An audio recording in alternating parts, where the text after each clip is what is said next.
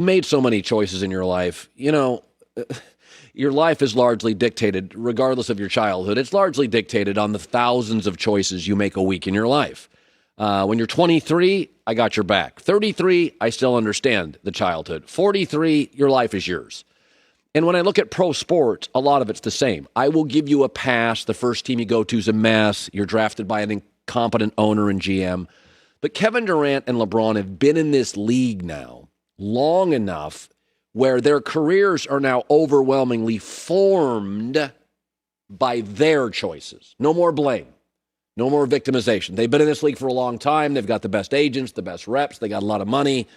They got a brand. Players know what they can and can't do.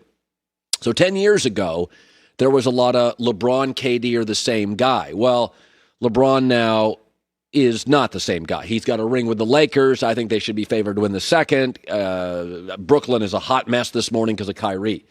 And it really comes down to choices. One of the things LeBron, and I'm not sure he's ever been given credit for this, but LeBron's made really good choices. So he inherited, he was drafted by Cleveland. There's nothing he could do for 7 years. 7 years of, Kevin Durant inherited eventually Westbrook and Harden. LeBron 7 years didn't have a single all-star of note. Then LeBron chose not just D. Wade, great character, smart player, championship ball player, not just Chris Bosh, one of the smartest NBA players in the last 20 years, not just appealed to get Ray Allen and Shea Battier, but he also went and got Eric Spoelstra, who, by the way, in this GM survey is considered the best coach. And he went and hooked his career to Pat Riley. Really good choices.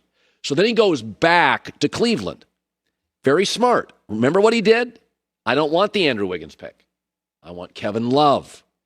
He made the right choice. He didn't want the flashy picks. He said, we got Kyrie. I'll get Kyrie right.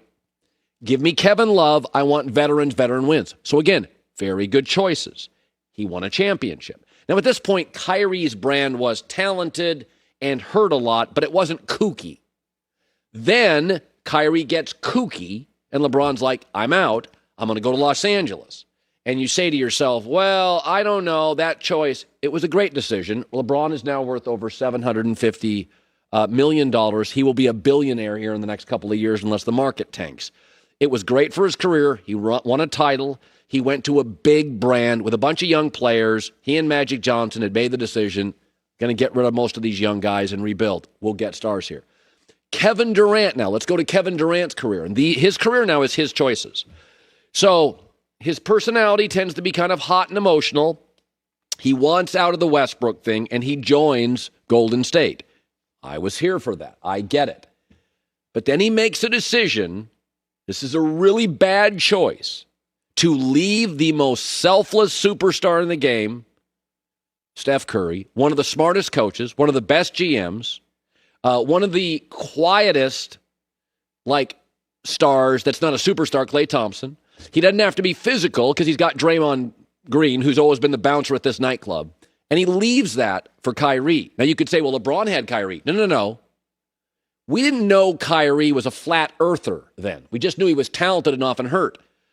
But Kevin put his arms around Kyrie after he bailed on LeBron, after he blew up the Celtics, after the flat earth comments. You knew this now. That was a bad choice.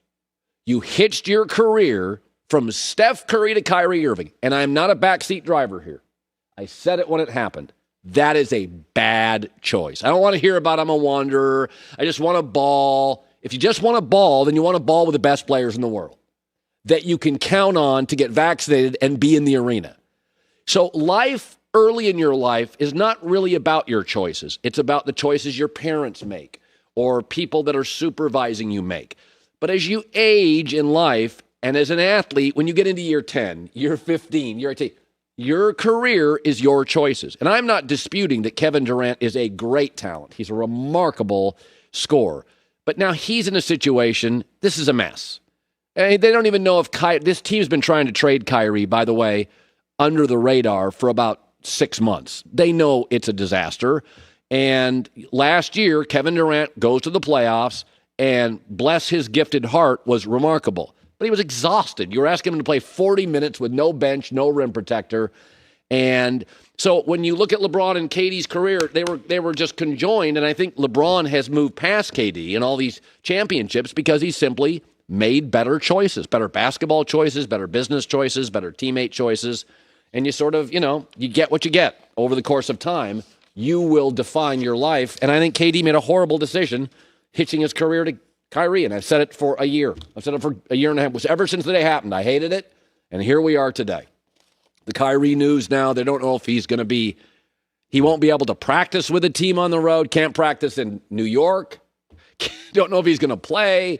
Toronto, you can't, unvaccinated can't, New York can't, Los Angeles can't. Kyrie either will get vaxxed or he won't. If he doesn't get vaxxed, then I don't see how he can play at all. You can't have a guy who can't practice or play home games and be like, we'll see you on the road, though. So he's either on the team or he's not. But even if he's on the team, what makes you think he's actually on the team? Last year, he took paid time off mid-year just cause, and then he did what he typically does, which is get hurt for the postseason. 2015, he wasn't available for the end of the postseason. 2018, 2020, 2021. So scratch him off the table. And then you have James Harden, one of the best regular season players ever, whose next great playoff moment will be his first. So then you have Kevin Durant, who's unquestionably one of the 15 greatest players in league history. However, he doesn't have a ton of experience of playoff success without another league MVP alongside him. The one time he had to play in the playoffs without Russell Westbrook and OKC, couldn't beat Zach Randolph and the Memphis Grizzlies, and last year they didn't get out of round 2. So I get the idea of the Brooklyn Nets. They're like an NFT. It sounds good, but can you touch it? No. So I don't understand how we're just going to be like, yeah, their third best player currently is not allowed in the building, and the NBA made a rule specifically designated to change the way their second best player plays, but I'm sure they're going to be fine. I don't think they're going to be fine.